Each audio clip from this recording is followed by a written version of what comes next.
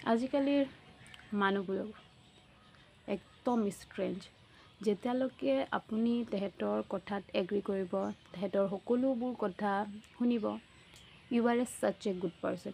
But the moment যেতিয়া আপুনি নিজৰ অপিনিয়ন দিব ন, সিদিনাখনৰ পৰাই আপুনি এনেকুৱা এজন বেয়া মানুহ নহয়, দুনিয়াত আৰু কোনো নাই, আপুনিয়ে আছে।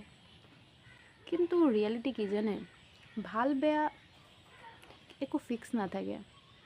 Everyone has there on perspective, আৰু এইটোত থাকিব লাগে। আৰু তাতে যদি মোক কোনোবাই বেয়া বুলি ভাবে, মোৰ গাত লাগিবলৈ একো নাই। এইটো মোৰ পাৰ্চপেক্টিভ।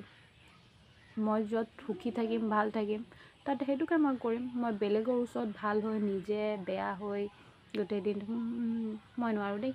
মই বেয়া, কিন্তু মই মোৰ নিজৰ লাইফত হেপ্পী থাকিম। মই বেয়াই ভাল, তোমালোকৰ ওচৰত মই বেয়া, তাকে ভাল, কিন্তু মই মোৰ লাইফত হেপ্পী। বেলেগৰ ওচৰত বেয়া মতলব নাই মোৰ। মই নিজৰ ওচৰত মই ভাল নহয়, মই সুখী আছোঁ, তাতেই বেষ্ট।